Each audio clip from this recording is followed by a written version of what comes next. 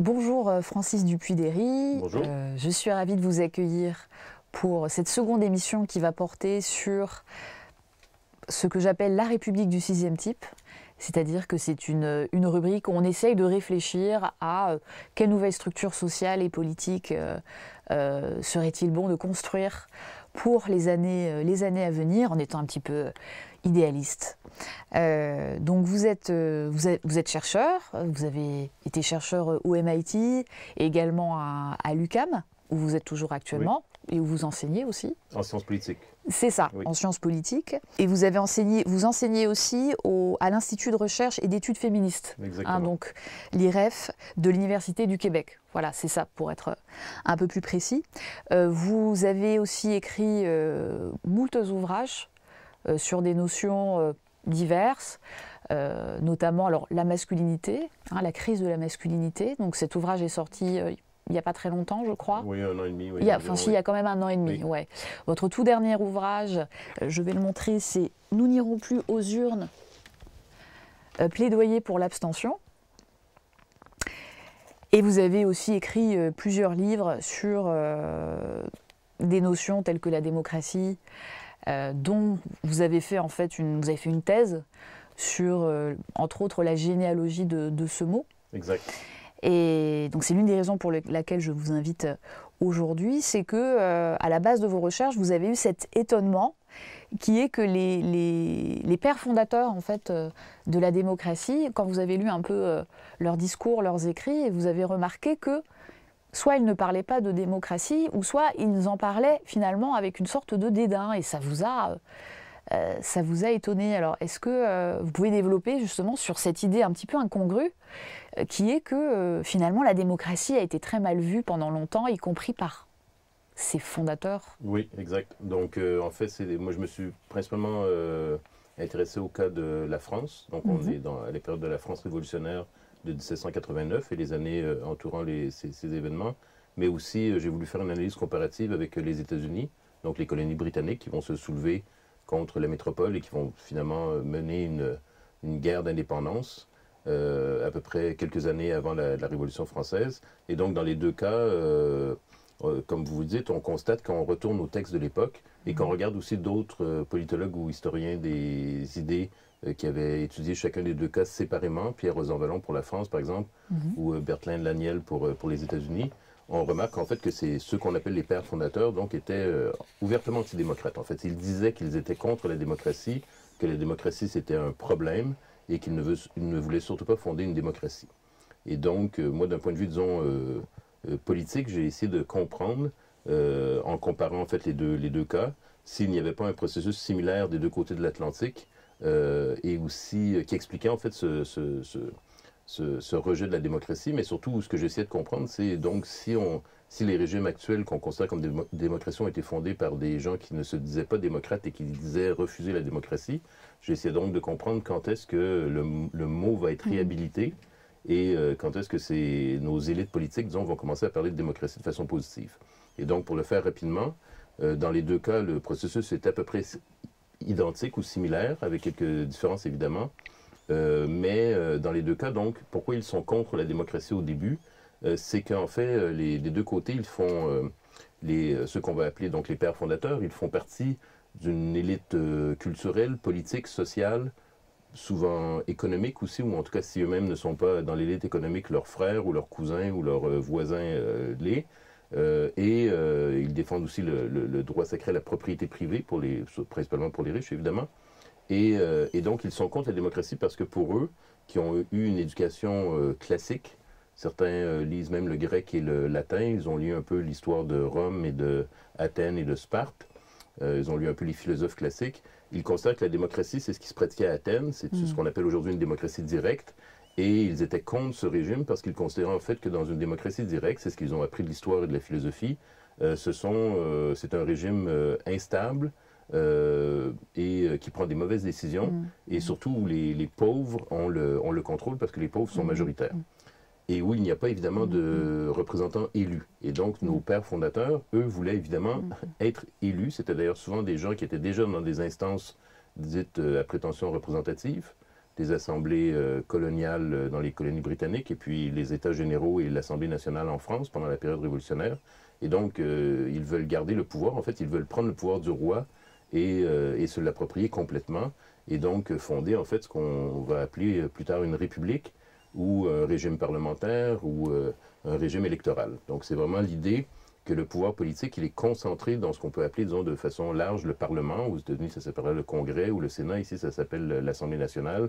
En Grande-Bretagne, ça s'appelle la Chambre des communes. Bon, il y a différents noms, mais l'idée, c'est les parlementaires prennent le pouvoir. Et donc, comme ils veulent garder le pouvoir pour eux, donc ils sont conscients qu'ils ne fondent pas une démocratie. Parce que ce n'est pas le peuple qui va prendre ses décisions lui-même.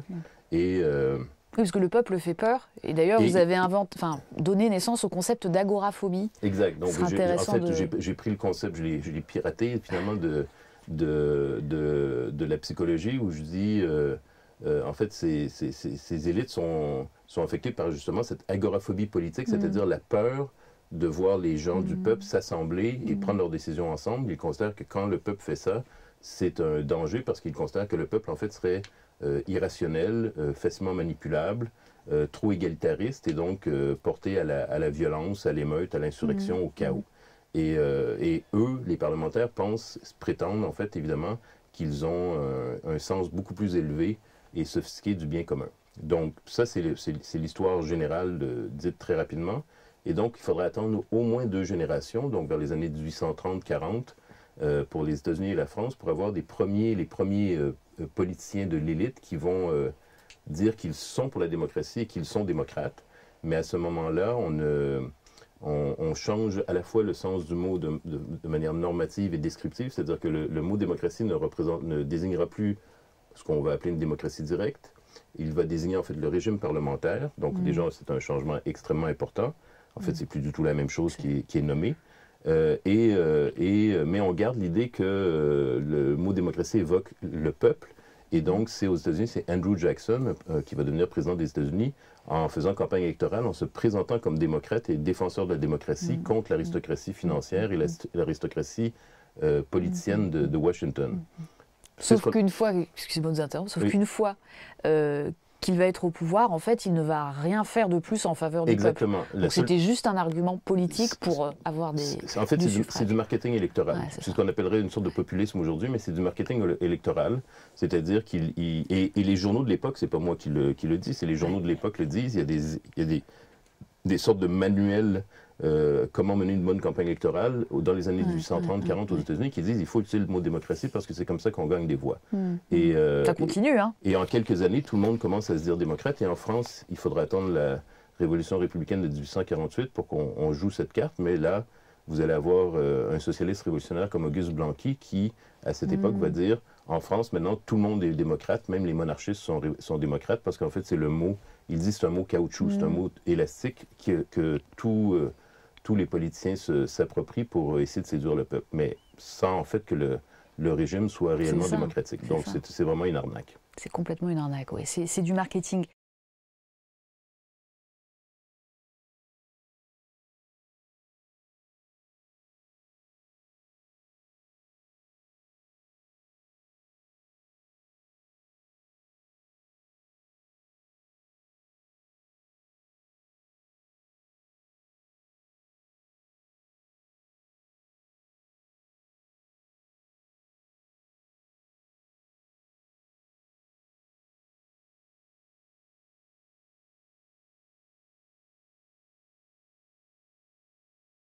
Et oui, parce que c'est vrai qu'on ne vit pas en démocratie, on parlera de ça un peu plus précisément tout à l'heure, mais souvent ce que les gens ignorent, c'est que la démocratie, ce n'est pas seulement les pseudo-démocraties actuelles, ce n'est pas seulement la démocratie athénienne, mais il y a eu d'autres formes de démocratie assez audacieuses, des démocraties locales, et on pourrait appeler directes.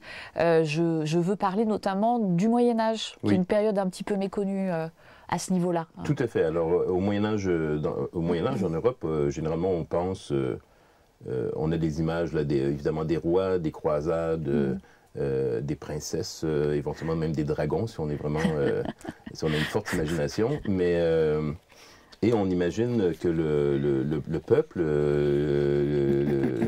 les gueux, les paysans, ils passent les siècles à labourer leurs champs en attrapant divers maladies, la peste, la lèpre, en étant mangés par des loups et en mourant dans d'atroces souffrances. Donc c'est un peu l'image... Et puis les sorcières, vous avez oublié. Il y a évidemment les sorcières qui sont brûlées. Donc tout ça, c'est des images fortes qui jouent sur des représentations culturelles, artistiques qu'on a aussi. Mais moi, j'ai été étonné d'apprendre, je ne savais pas du tout, qu'en fait, au Moyen-Âge, même s'il y a un système pyramidal féodal avec le roi au sommet et ses vassaux en dessous, qui sont évidemment très puissants d'un point de vue, disons, militaire, en fait, ils ne font à peu près rien d'un point de vue politique. Il n'y a pas évidemment de ministère de la Santé, de l'Éducation, ils ne s'occupent pas du travail, ils s'occupent un peu du Ils font commerce, la guerre et ils récupèrent les impôts, la guerre. Exactement, ils font la guerre, ils font la guerre, ils organisent des bals, des mariages et la chasse. Et ils pendent des pauvres qui viennent chasser sur leur terre. Et donc, évidemment, il y a le système de servage. Donc, il y a des paysans qui sont asservis, c'est-à-dire qui ne possèdent pas la terre, mais qui travaillent vraiment pour les seigneurs. Donc ça, c'est un système de servage. Mais ce que j'ignorais, c'est qu'en fait, dans des milliers de villages, au Moyen Âge, il y a ce qu'on appelle le commun. Le commun, c'est de la propriété commune, qui peut être un champ, qui peut être un boisé, qui peut être le moulin, le pont, le puits, l'église. L'église appartient à la communauté. Et ce commun permet en fait aux paysans, aux quelques paysans qui sont libres, de vivre et de vivre relativement bien sans avoir une grosse propriété privée à eux-mêmes. Et donc, avec quelques vaches, quelques brebis, le village ensemble embauche par exemple un berger et les bêtes peuvent paître sur la terre communale. Chacun n'a pas besoin d'avoir son propre terrain avec ses propres clôtures et son propre... Et chacun peut utiliser le moulin, chacun peut utiliser les biens communs du village. Et ce qui est important, donc ça c'est l'aspect économique du commun qui a permis aux communautés paysannes de vivre pendant des siècles et des siècles en Europe. Mais ce qui est important de voir, c'est qu'il y avait un aspect politique à ce commun, parce que le commun, il était géré en fait par ce qu'on appelait la communauté d'habitants, qui est une entité juridique même, et la communauté d'habitants se gérait par des assemblées d'habitants, donc 10, 12, 14 fois par année, dans les villages en France, vous aviez en fait les habitants, et d'ailleurs il y avait parfois des femmes, 10, 15, 20% de femmes, qui se réunissaient dans ces assemblées et qui discutaient de leurs affaires communes, ils prenaient des décisions ensemble. Et on pouvait même parfois payer une amende si on n'était pas là. Donc là, il y avait différents, effectivement, types de... Là, ça existe dans le Royaume de France, ça existe dans le Royaume d'Espagne, ça existe dans l'Empire germanique, ça existe sous les tsars en Russie. Ce sont les assemblées d'habitants. Ça existe au Maghreb, d'ailleurs, aussi en Kabylie, il y a des assemblées d'habitants, des assemblées de villages qui gèrent le commun. Et donc, c'est une sorte de démocratie médiévale très importante qui va être détruite, en fait, à la sortie du Moyen-Âge et principalement par le roi, par le pouvoir central, qui va à la fois privatiser le commun et obliger, en fait, à interdire en fait les assemblées d'habitants et nommer les préfets qui vont gérer les villages au nom du roi. Donc c'est vraiment une destruction, mais pendant des générations, ces assemblées d'habitants vont servir en fait de lieu de résistance à la construction de l'État moderne. Oui, parce que pendant ces assemblées, ils décident de plein de choses. C'est pas seulement la gestion du lac, enfin des ressources, c'est aussi ils peuvent choisir le nouvel instituteur, enfin pas instituteur à l'époque, mais appelons-le l'instituteur. Les nouveaux gardes. Exactement. Enfin, ils font plein de choses. S'il y a du brigandage, ils vont embaucher des gardiens, ou s'il y a des loups, pour justement reprendre les clichés du Moyen Âge. Le pasteur, une assemblée de femmes peut choisir la sage-femme. On va décider ensemble quand il y a des enjeux financiers. Et il y a certaines décisions qui sont plus importantes que d'autres. Et dans les réunions plus importantes que d'autres, il faut vraiment que toute la communauté soit là. Sinon, on peut être moins pour prendre la décision. Et alors, ça va loin parce que vous citez même un exemple, quand il y a eu la Grande Peste dans la région de Nîmes. Donc, il y a ceux qui ont quitté le village et ceux qui sont restés. Et c'est tellement important qu'il y ait une assemblée qu'ils font quand même une réunion, mais de part et d'autre d'une rivière. D'une rivière, exactement, tout à fait. Je pense que c'est pour un prêt, parce que justement, comme les communautés sont des entités juridiques, elles peuvent emprunter à la banque, par exemple, ou louer une partie de son commun. C'est comme ça aussi, en fait, qu'on s'assure que le commun n'est pas dilapidé par des individus. Donc, ensemble, on se dit, bon, mais cette année, pendant l'hiver, chacun aura le droit de couper tant de bois, et puis on entretient ensemble du bois, ou c'est à ce moment-là qu'on décide de quand est-ce qu'on commence les moissons ou les vendanges. Et puis, au niveau du travail, au Moyen-Âge, le travail était géré par ce qu'on appelle les guildes professionnelles. Donc, il y en avait des dizaines et des dizaines pour tous les types de professions. Il y avait même des guildes de mendiants et des guildes de prostituées. Et c'était les guildes en assemblée qui décidaient des normes de production. Donc, il y avait une guilde de prostituées où on légiférait sur les droits des prostituées, sur en fait, dans les guildes, c'était, puisque le roi et les seigneurs s'intéressaient peu à la question du travail, c'était en fait dans les guildes qu'on décidait comment on pratiquait le travail, le rapport entre les seniors et les juniors, les apprentis, mais surtout aussi où on avait des caisses d'aide mutuelle, c'est très important. Donc, dans la mesure où il n'y avait pas d'assurance chômage, par exemple, ou d'assurance maladie, la caisse d'aide mutuelle permettait d'aider des personnes, des membres de la guilde qui avaient des difficultés à un moment donné dans leur vie. Ça serait intéressant, je pense qu'on s'inspire de tout ça pour aujourd'hui. Pour mettre en place justement un nouveau modèle. C'est vrai que cette histoire de bien commun, c'est intéressant parce que c'est quelque chose de très concret. Le fait que voilà, si on a quelque chose dont on doit s'occuper, je sais pas, que ce soit la rue ou le lac, et qu'il faut gérer, on est obligé de se réunir et on est obligé de prendre des décisions. Ça pourrait être un bel exercice pour déjà récupérer une autonomie par rapport à la nature, donc une autonomie peut-être énergétique, alimentaire, etc. Et en plus, on serait obligé de se mettre d'accord. Donc ça pourrait être... On serait obligé, on voudrait vouloir se mettre d'accord. Et donc le problème aujourd'hui avec 400-500 ans de ce qu'on appelle la modernité, où l'État s'est constitué avec, en parallèle évidemment et de manière imbriquée avec le capitalisme dans le cas de l'Occident, et avec d'autres types d'expériences comme le socialisme d'État à l'époque de la guerre froide du côté du bloc de l'Est. Le problème, c'est qu'en fait, on a perdu le commun. Le commun a disparu. Et donc maintenant, on est face à une pensée binaire où on pense que soit on peut avoir du privé, c'est géré par le privé, par des entreprises privées, ou les intérêts privés, ou on a le public. Mais le public, c'est pas commun, c'est l'État. Et l'État, c'est quelqu'un d'autre qui prend en charge. L'État, c'est pas nous. L'État, c'est pas... et donc, les parcs ou... je sais pas, là, bref, les écoles, tout ça, c'est public. Et le public, souvent, on le confond avec le commun. On pense que le public appartient à tous les Français et les Françaises, par exemple, pour le dire comme ça. Mais en fait, ça appartient à l'État. Et l'État, ce n'est pas les Français et les Françaises, l'État, c'est l'État. C'est un autre système hiérarchique, un système de domination qui peut offrir des biens publics, comme le capital offre des biens privés. Hein. Si vous avez de l'argent, vous avez accès à beaucoup de biens avec le capitalisme. Même c'est un des arguments de vente du capitalisme, de dire le capitalisme est un système qui produit de tout, du divertissement, des appareils médicaux très sophistiqués, des appareils de transport, etc. Il faut payer.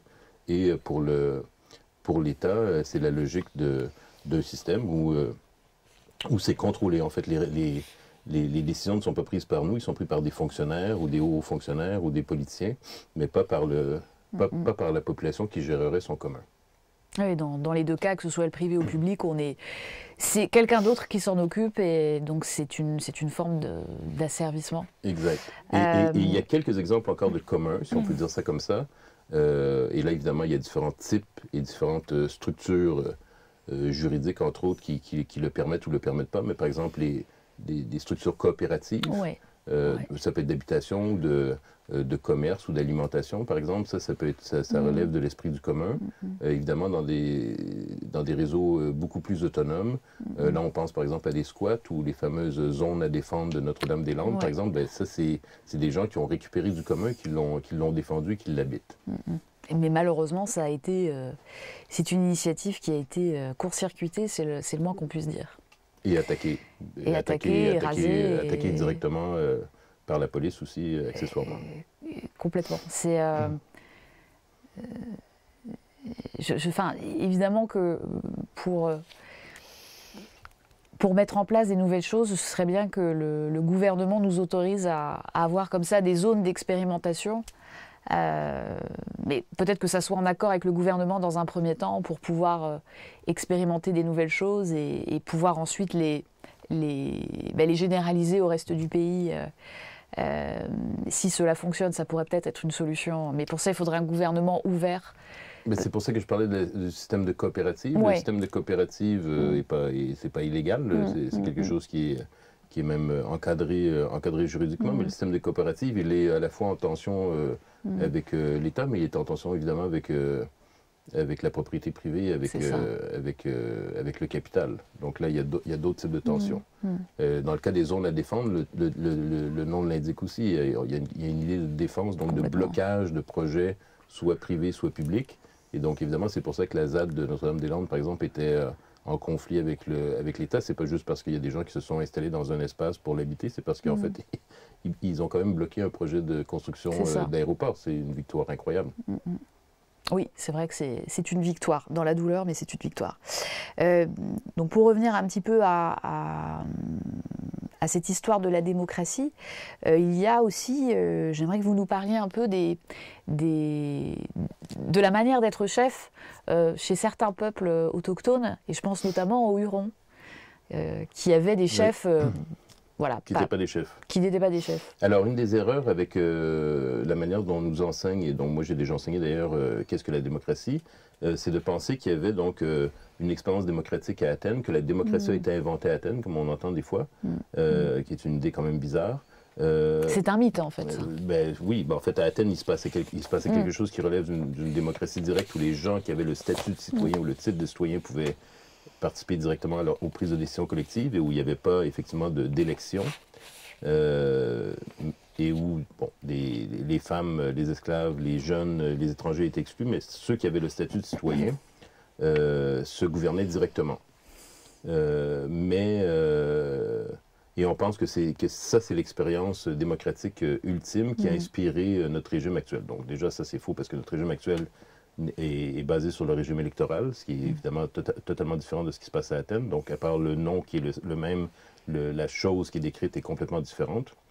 Mais aussi, ce qu'on oublie, c'est qu'en fait, cette idée de s'assembler pour prendre les décisions ensemble, l'humanité a expérimenté cette manière de faire de la politique, je dirais, en fait, pour être un peu provocateur, tout le temps et partout. On retrouve des exemples en fait de ces assemblées ou de ces peuples qui fonctionnaient par assemblée, plus ou moins formelles, au Maghreb, chez les Touaregs, en Afrique subsaharienne, en Amérique, dans les Amériques, au Moyen Âge, dans les assemblées d'habitants et d'habitantes et ailleurs. Et donc dans les territoires qui vont être colonisés par le Royaume de France, qui va le nommer Nouvelle-France, qui est en fait là où je suis né, où j'habite, qui est le Québec. Il y avait en fait des peuples autochtones, dont les Wendat, Hurons et les Mohawks, entre autres, mais il y en avait d'autres, qui, selon ces peuples eux-mêmes, et puis selon les observateurs, les jésuites, entre autres, qui ont essayé de les évangéliser, il y avait en fait des pratiques vraiment délibératives. Et là, en fait, c'est différent et c'est beaucoup plus égalitaire et inclusif que ce qu'il y avait à Athènes. Donc, chez les Mohawks, par exemple, ou chez les Wendat, il y avait des conseils de femmes, il y avait des conseils d'aînés, il y avait le conseil du village où les femmes pouvaient participer, des fois même les jeunes, les enfants pouvaient participer. Les enfants pouvaient participer? Dans certains cas, chez les Touaregs, on a ces exemples, parce qu'en fait, les enfants sont souvent les pisteurs, les guides. Donc, ils partent le matin pour les voir, puis ils reviennent pour dire au groupe, mais en fait, nous, on a vu par là ou par ici, il y a des puits ou de l'eau ou un troupeau, etc. Et donc, ils participent aussi aux discussions. Et donc, chez les Autochtones, tout n'était pas totalement égal, mais c'était beaucoup, beaucoup plus inclusif et participatif que ce qu'on a à Athènes et puis que ce qu'on va avoir en Occident pendant la Révolution française, par exemple, qui est absolument pas inclusif d'ailleurs, où les femmes ne sont pas intégrées, par exemple, au projet républicain, sont officiellement exclues par la loi. Et donc là, vous avez les chefs, les fameux chefs autochtones, sont en fait des personnes qui sont choisies pour leur exemplarité comme chasseurs, par exemple, comme guerriers. Mais par exemple, chez les Mohawks, vont être nommés en fait par des conseils de femmes, des anciennes, Donc c'est un système quand même relativement compliqué. Et pourquoi c'était les femmes qui devaient choisir? Parce qu'en fait, dans l'idéologie politique, si je pourrais dire ça comme ça, ou dans la spiritualité autochtone, les mères avaient en fait étaient en fait les responsables de la vie, donc les responsables de la vie individuelle et collective, et donc il fallait en fait écouter les mères. Mais ces chefs que les Occidentaux ont appelés des chefs et se sont illusionnés sur le rôle de chef, étaient en fait de piètres chefs, si on peut dire ça comme ça, parce qu'ils n'avaient pas de pouvoir coercitif, il n'y avait pas de police, il n'y avait pas de juge, il n'y avait pas de tribunaux, ils n'avaient aucune capacité à forcer leur communauté à faire ce qu'ils voulaient. Et en fait, ce que ces chefs avaient comme pouvoir d'influence, c'était le pouvoir de l'exemple et le pouvoir de la parole et le pouvoir du don. Et on retrouve chez des Européens à plusieurs reprises des commentaires qui disent, en fait, c'est bizarre, le chef dans ces communautés est le plus mal habillé, le plus pauvre, parce qu'en fait, il passe son temps à donner ce qu'il a, parce que c'est comme ça qu'il entretient le respect envers lui. Et un chef égoïste n'a pas de sens chez les Autochtones. Contrairement à, évidemment, en Occident, les présidents, premiers ministres, etc., ce sont des gens qui concentrent en fait beaucoup de prestige, de privilèges, de richesses et d'avantages. Et de pouvoir coercitif aussi, et de punition. Et donc le chef autochtone ne peut pas punir, il ne peut pas forcer. Et il y a les chefs civils, il y a les chefs guerriers, mais les deux sont dans la même situation. Et donc, il y a beaucoup d'exemples, en fait, de chefs qui voulaient telle ou telle chose et qui disaient à leur communauté qu'il faut faire telle ou telle chose et qui n'étaient pas écoutés. Et on pouvait rire du chef, on pouvait mépriser le chef, on pouvait ne pas écouter le chef, on pouvait faire d'autres choses pendant qu'il parlait. Et il y a un exemple célèbre du grand chef guerrier Geronimo, mais là, on est dans ce qu'on appelle les États-Unis, qui, lui, en fait, a voulu déclencher une Xème guerre contre les troupes américaines, les troupes des États-Unis, et il a réussi à convaincre seulement 2-3 guerriers. Parce que les guerriers disaient non, nous n'irons pas faire cette guerre, on n'est pas d'accord avec cette idée. Et donc, on n'est vraiment pas dans la logique d'aujourd'hui, où le président Emmanuel Macron, par exemple, il est à la tête d'un État qui est en ce moment en train de mener différentes opérations militaires un peu partout en Afrique, entre autres, évidemment, au Moyen-Orient. D'ailleurs, c'est souvent des opérations militaires qui ne sont pas juridiquement légales selon le point international, parce qu'il n'y a pas de déclaration de guerre, mais ils sont en train de tirer sur des gens, ils ont des drones, ils assassinent des personnes. On a des armes, il faut bien qu'on les liquide, sinon ça pourrit. Les États-Unis, c'est la même chose, le Canada, c'est la même chose, mais Emmanuel Macron lui-même n'ira jamais faire la guerre, alors que les chefs de guerre autochtones, ils allaient faire la guerre. C'est ça. S'ils disaient on va faire la guerre, ils partaient faire la guerre aussi. Emmanuel Macron peut bien dire on tue de ce côté-ci ou de ce côté-là, mais lui, il ne se mettra jamais en danger. Non. Et s'il va sur les théâtres d'opération, c'est pour prendre des photos, pour que ça fasse bien dans les médias. Et si ces soldats refusent d'obéir, ils vont être punis. Donc on n'est pas du tout dans la même logique. Et ces systèmes que vous évoquez, donc chez les peuples autochtones, finalement, ça fonctionnait plutôt bien.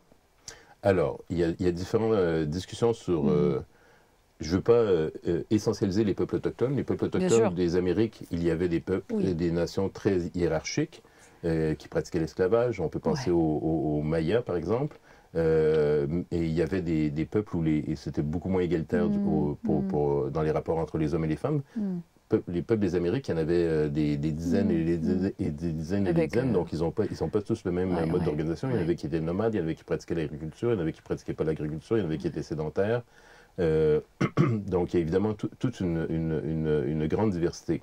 Mais ce qui est sûr, c'est qu'on retrouve dans les Amériques, et ailleurs, d'ailleurs en Asie, en Afrique et ailleurs, des modèles de ce qu'on pourrait appeler la démocratie directe, qui a fonctionné pour se prononcer pendant des centaines d'années voire des millénaires, les peuples prenaient leurs décisions, géraient leurs affaires, des fois punissaient certains de leurs membres collectivement parce qu'il y avait des membres qui étaient dangereux pour la communauté ou qui étaient violents ou qui assassinaient l'un ou l'autre, mais ils avaient des processus de justice collectif.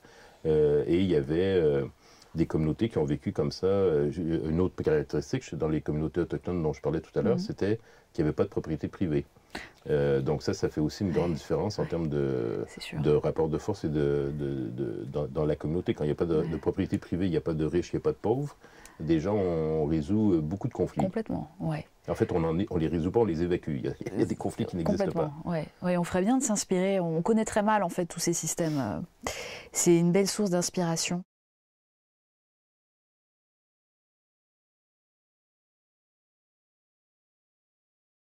En complément, voici quelques passages du livre Démocratie de l'interviewé. Notons l'exemple des Vendats, connus aussi sous le nom de Hurons, qui comptaient 4 niveaux de gouvernement, soit le clan, le village, la nation et la confédération. Le clan regroupait environ 250 personnes, soit une dizaine de familles. Chaque clan avait un chef civil et un ou plusieurs chefs de guerre, nommés souvent par un conseil de femmes. Ces chefs n'avaient pas de pouvoir coercitif leur permettant d'imposer leur volonté. Le chef civil ressemblait à un animateur communautaire qui présidait aux festins, danses, jeux, funérailles, et agissait comme médiateur lors de conflits internes et de diplomates face aux étrangers. Pour sa part, le missionnaire jésuite Jean de Brébeuf témoignait en 1638 dans ses relations des jésuites. Je cite : « 4 chefs, spécialement chefs civils, entraînaient l'investissement de beaucoup de temps et de fortune. Les chefs étaient censés s'occuper de leurs gens ainsi que de fournir l'accueil aux visiteurs. Le chef à la maison duquel on se réunissait était obligé de fournir nourriture et divertissement à ses hôtes, afin de maintenir la réputation de générosité sans laquelle un chef n'avait pas d'appui. » Fin de citation. De même, le missionnaire franciscain Chrétien Leclerc constatait en 1680, au sujet d'un chef Micmac, que celui-ci se faisait un point d'honneur d'être toujours le plus mal habillé et d'avoir soin que tous ses gens fussent mieux couverts que lui. Enfin, selon un Français témoin des sociétés amérindiennes au tout début du XVIIIe siècle, le titre de chef ne leur donne aucun pouvoir sur les guerriers, ces sortes de gens ne connaissent point la subordination militaire, non plus que civile. Cela est tellement vrai que si ce grand chef s'avisait de commander quelque chose au moindre homme de son parti, ce dernier est en droit de répondre nettement à cette figure de capitaine qu'il est à faire lui-même ce qu'il ordonne aux autres. Le pouvoir politique était en fait détenu par l'Assemblée, pratique démocratique qu'a pu observer le père Brébeuf, dont voici les mots. Il n'y en a quasi point qui ne soit capable d'entretien, et ne raisonne fort bien et en bons termes sur les choses dont il a connaissance. Ce qui les forme encore dans le discours sont les conseils qu'ils tiennent quasi tous les jours dans les villages et en toute occurrence. Quoique les anciens y tiennent le haut bout, et quoique ce soit de leur jugement que dépende la décision des affaires, néanmoins, s'y trouve qui veut et chacun a droit d'y dire son avis. Fin de citation. Et je veux juste terminer en disant sur les autochtones que ce n'est pas simplement du romantisme nostalgique, parce qu'en fait, dans les Amériques, il y a encore dans les communautés autochtones qui continuent à vivre, hein, c'est un système colonial qui les a en grande partie détruites, démographiquement, culturellement, politiquement, institutionnellement, mais en fait, des autochtones, il y a encore des autochtones au Canada, aux États-Unis et ailleurs, et dans ces communautés autochtones, il y a des tensions et des conflits, des courants, mais il y a les courants traditionnalistes, pour le faire très rapidement, qui non seulement s'inspirent de cette histoire, disons, politique positive, mais qui continuent à fonctionner comme ça. Et qui continuent donc à être favorables et à pratiquer la démocratie directe, à être plutôt anticapitaliste, plutôt contre les États, parce que c'est des États coloniaux. Et dans plusieurs de ces communautés, en fait, on est vraiment sur la ligne de front des luttes écologistes. Et par exemple, contre les pipelines en Amérique du Nord, c'est souvent les communautés autochtones qui mènent des luttes et même organisent des opérations de blocage ou d'occupation de territoire pour empêcher la destruction du territoire et la construction de pipelines, par exemple. L'histoire des pipelines là, avec Justin Trudeau, ça en est où? Elles sont en construction? Est-ce que j'ai ouï dire qu'il y avait eu des déplacements de population à cause de ça? Ben, en fait, Justin Trudeau, il a investi des milliards de dollars pour acheter un pipeline. Le gouvernement canadien a investi des milliards de dollars dans un pipeline. Il y a eu certaines interventions policières, effectivement, opérations policières contre des groupes autochtones qui bloquaient ou qui occupaient en fait des terres pour empêcher la construction de pipelines. C'est paradoxal parce qu'il était plutôt, on le voyait plutôt comme quelqu'un qui les soutenait, les peuples autochtones.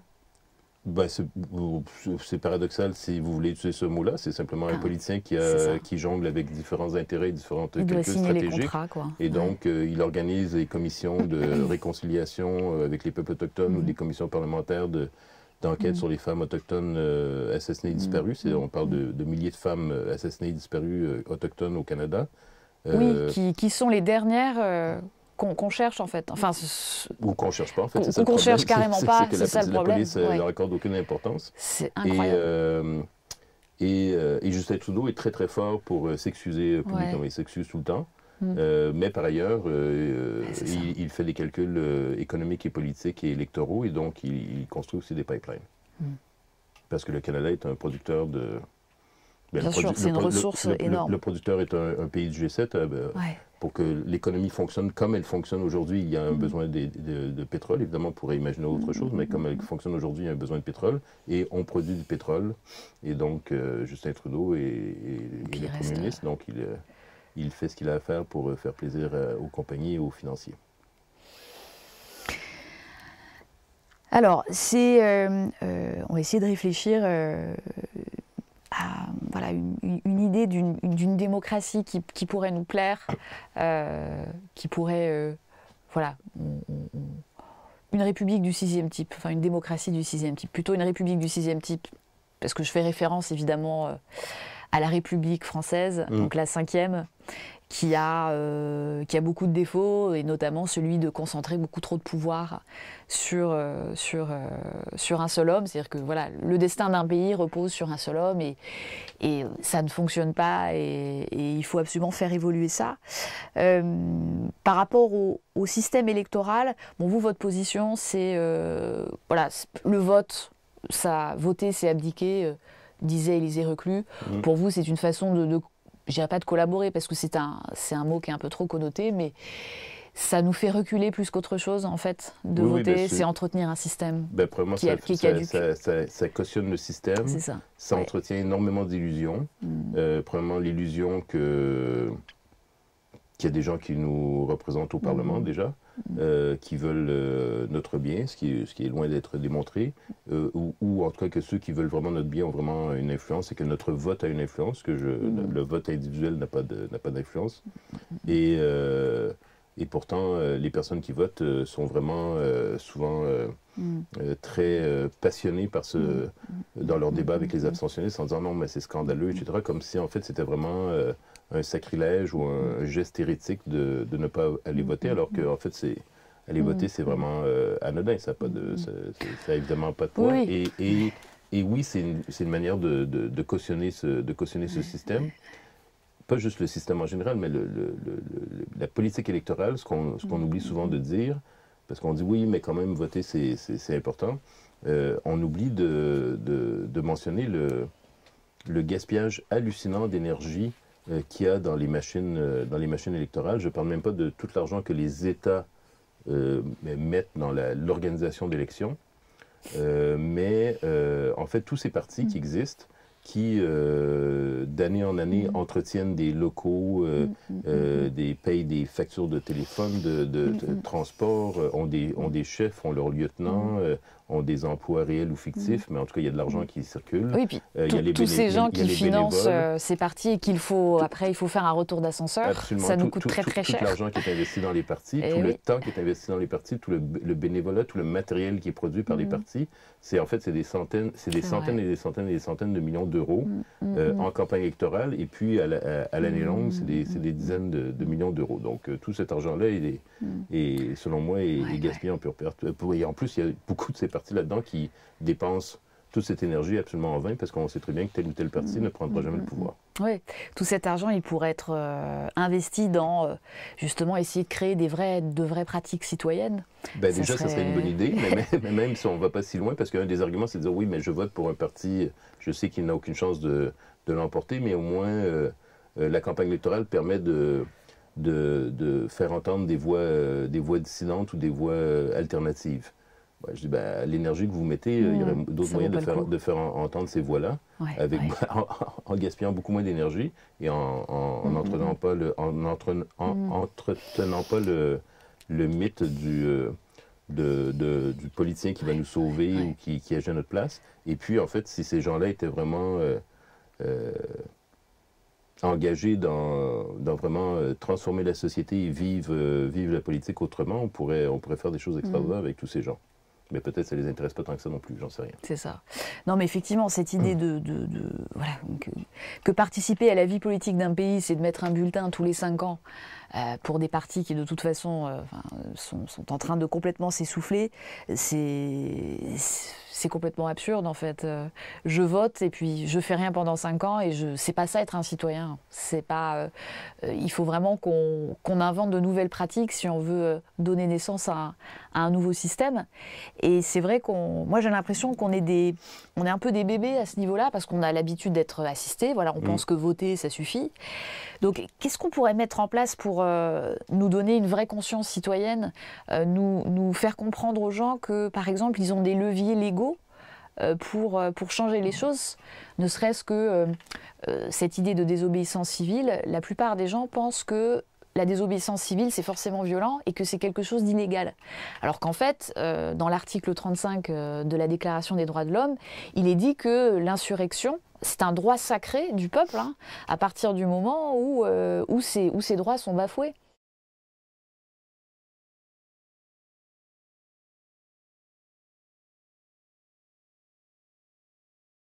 Donc on a le droit de se révolter, on a le droit de contester, mais les gens ne le savent pas. Et par exemple en France, je ne sais pas si vous aviez entendu parler de John Palais, le faucheur des chaises.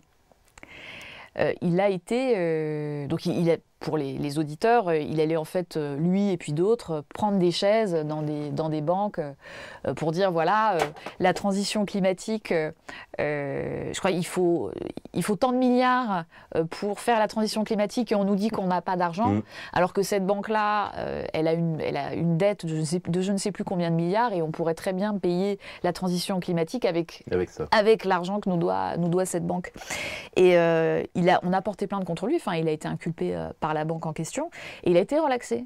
Il a été relaxé justement sur la foi de ce droit sacré que nous avons à nous révolter. Donc ça c'est le volet désobéissance civile qui est évidemment très très large, mais on pourrait peut-être aussi penser à une éducation, par exemple, éduquer les enfants à une pratique citoyenne. Je sais que c'est quelque chose qui vous est cher, cette idée peut-être d'organiser des choses dans les écoles primaires, par exemple.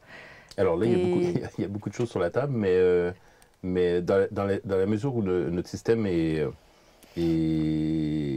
extrêmement inégalitaire, y compris au niveau économique, qu'en plus il y a toute cette question de la destruction de la planète, qui n'est pas quelque chose de nouveau. Hein. Ça fait au moins depuis les années 60, ça fait et même avant, en fait, mais au moins Ouais. depuis les années 60, il y a des gens qui le savent et qui disent, en fait, on lit des choses qui sont écrites dans les années 60, qui disent... Avec le rapport Meadows dans les années 70.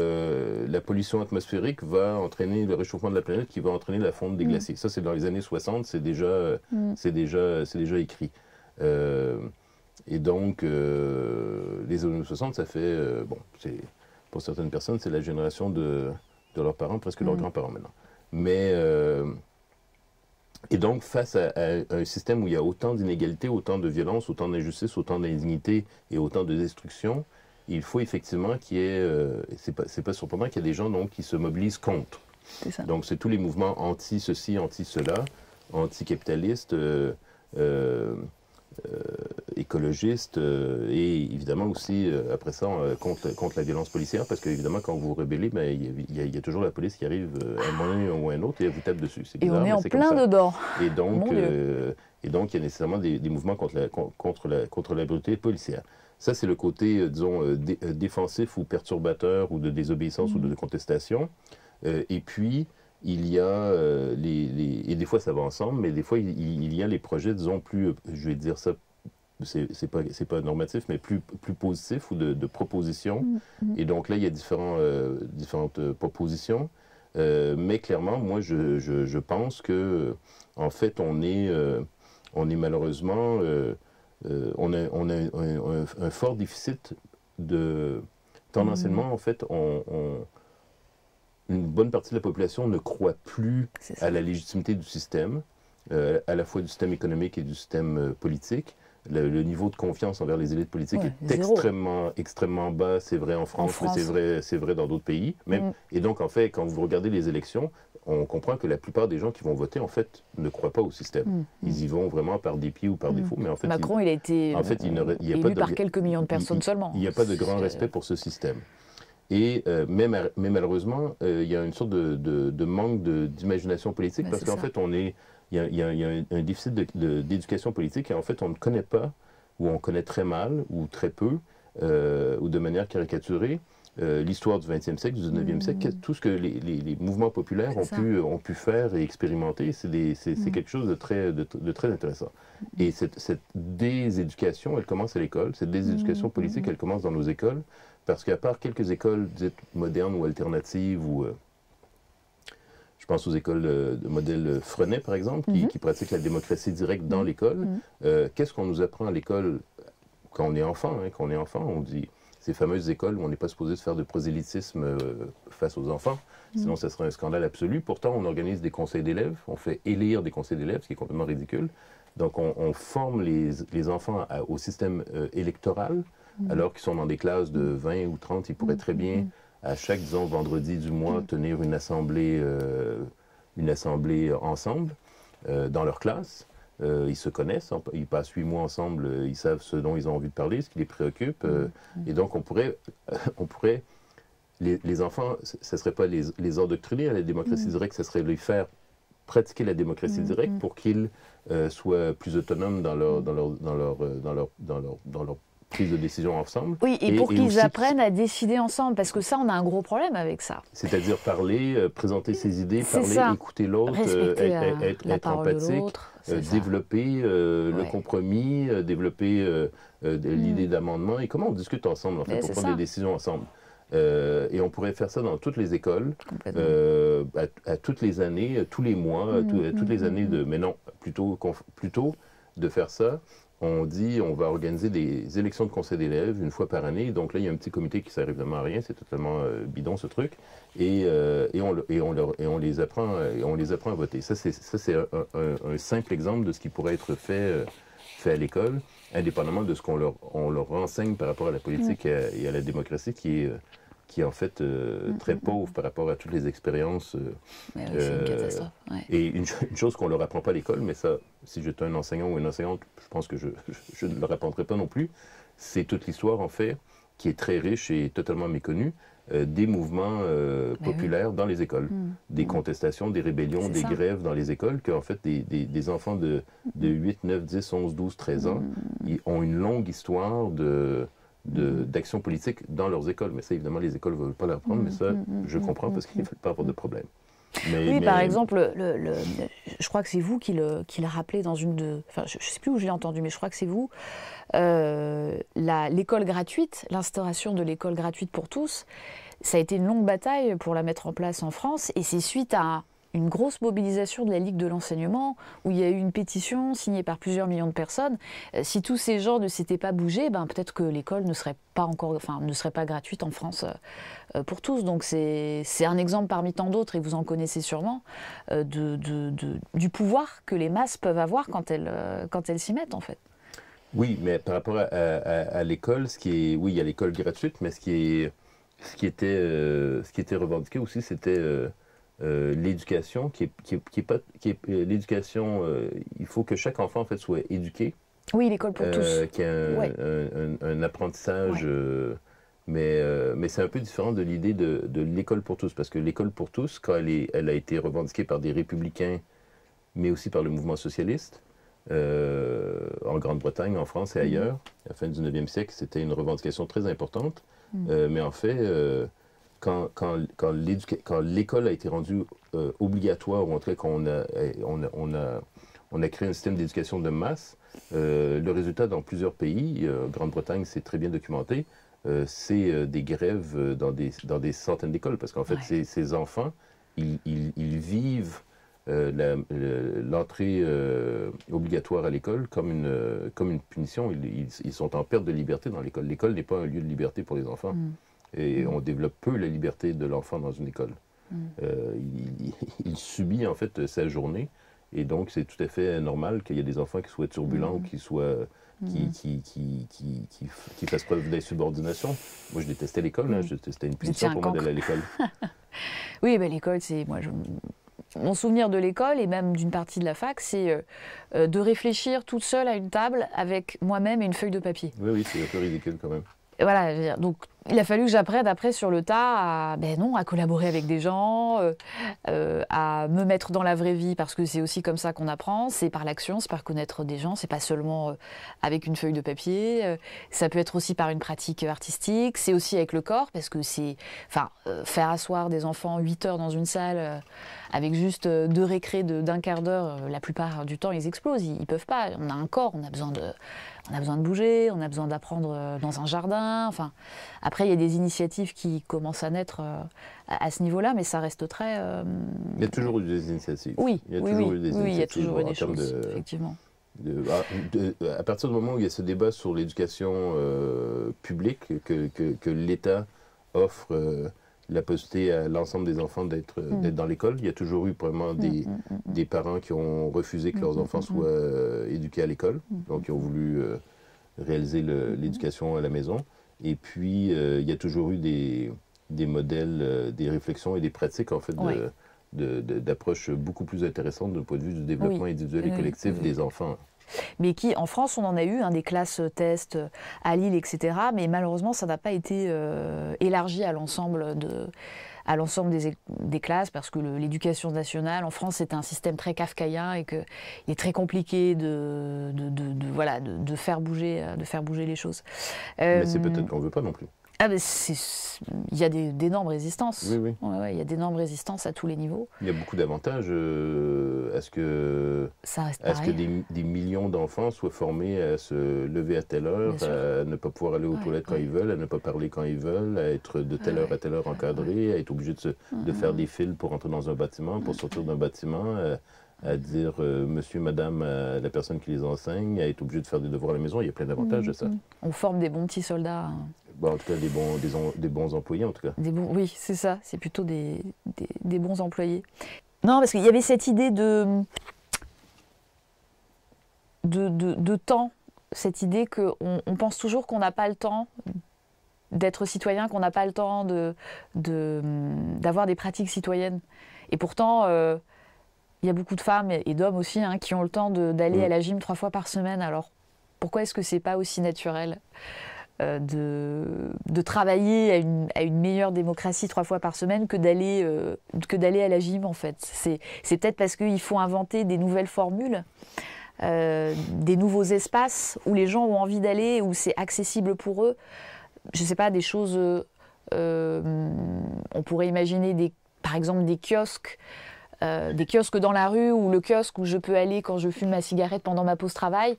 Bon, ben là, par exemple, il y a un kiosque où je peux directement signer des pétitions plutôt que d'aller sur Internet et où ça marche pas. Je fais référence au scandale de la pétition pour la privatisation, pour le référendum de la privatisation de l'aéroport de Paris, où on n'arrive pas en fait à rassembler assez de signatures parce que les gens, quand ils vont sur le site, c'est mission impossible.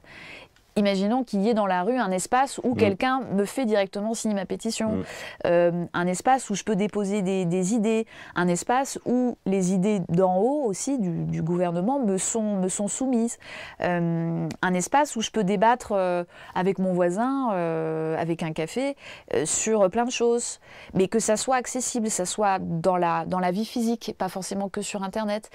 Vous voyez, est-ce qu'il n'y a pas des choses comme ça à inventer, peut-être assez simples? Oui, mais en même temps, moi je pense que il y aurait vraiment beaucoup de choses à dire sur la question le temps qu'on prend ou qu'on ne prend pas à s'engager socialement ou politiquement dans son quartier ou dans son travail ou dans différentes causes.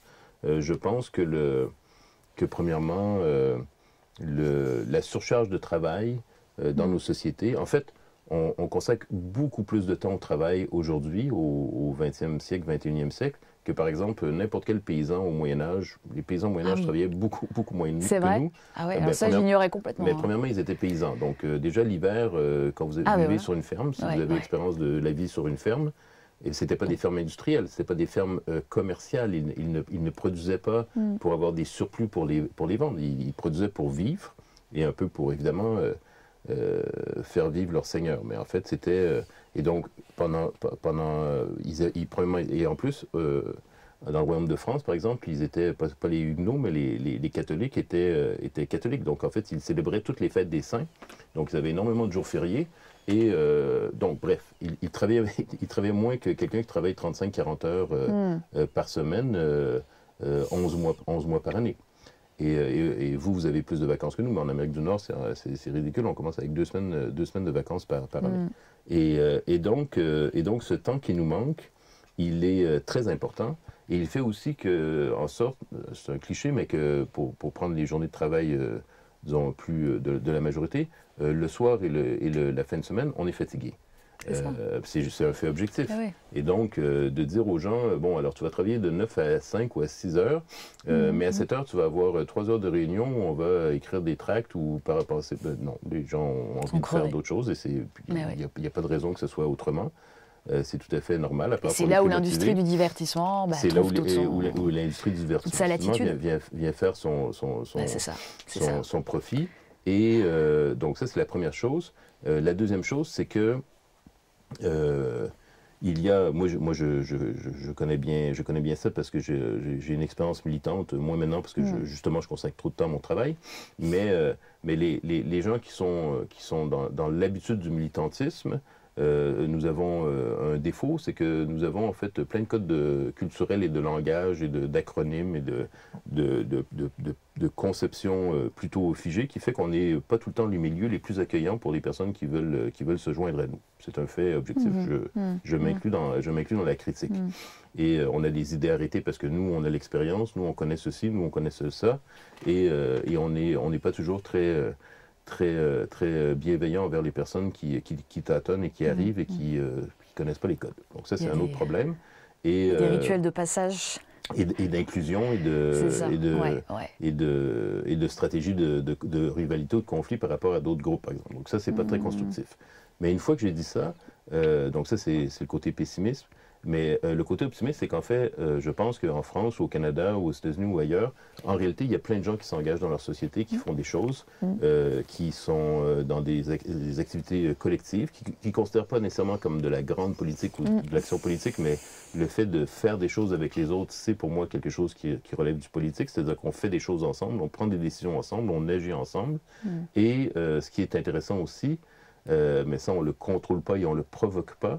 Mais c'est que quand il y a, et ce n'est pas un groupe politique qui a la stratégie parfaite qui va permettre que cela arrive à tel ou tel moment, mais en fait, ce qu'on réalise, c'est que quand il y a des grandes crises sociales, en fait, même s'ils n'ont pas eu l'éducation politique, même s'ils ne sont pas dans des groupes militants, même si à l'école, on les a formés à obéir, même si en fait l'industrie du divertissement les abrutisse, les gens, en fait, on réalise qu'ils sont capables de se politiser très très rapidement et de manière très intéressante et que dans des moments de crise sociale, en fait, tout le monde parle de politique.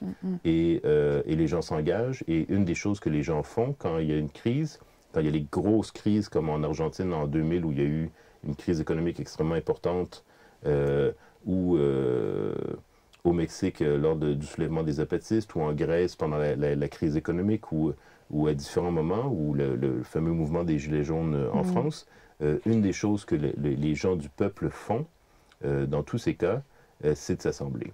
Ils créent des moments où ils peuvent s'assembler, pas juste au bistrot, pas juste en famille, mais ils créent des lieux où ils s'assemblent, soit dans leur quartier, soit par leur profession. Ils créent des assemblées, et soit par affinité, mais ils s'assemblent, soit à des ronds-points, comme dans le cas des Gilets jaunes. Et le mouvement des Gilets jaunes, on a rapidement vu dans les médias que les manifestations, qui étaient très importantes dans tous les sens du terme, et qui étaient légitimes et qui exprimaient la colère, mais il y avait des centaines et des centaines et des centaines de ronds-points où les gens parlaient de politique. Ils parlaient de politique, c'est-à-dire ils parlaient de politique d'enjeux sociaux, d'enjeux culturels, de leur vie quotidienne, de leur vie collective. Et ça, pour moi, ça, c'est de la démocratie. C'est sûr, c'était tout autant des nouvelles petites agoras. Chaque rond-point était une nouvelle petite agora. Bon, j'aurais adoré qu'on puisse discuter de tout ceci encore très longtemps. En tout cas, c'est bien d'avoir terminé sur une note positive. Et effectivement, je crois que la période là, qu'on traverse et la période à venir va nous booster et va faire en sorte qu'on se rassemble beaucoup plus, à mon avis. Donc j'ai quand même bon espoir pour ça. Merci Francis d'être venu. Merci de m'avoir reçu. Voilà, j'espère qu'on aura l'occasion de vous recevoir à nouveau lors de vos passages en France pour pouvoir approfondir sur tous ces sujets. Merci à vous. Merci.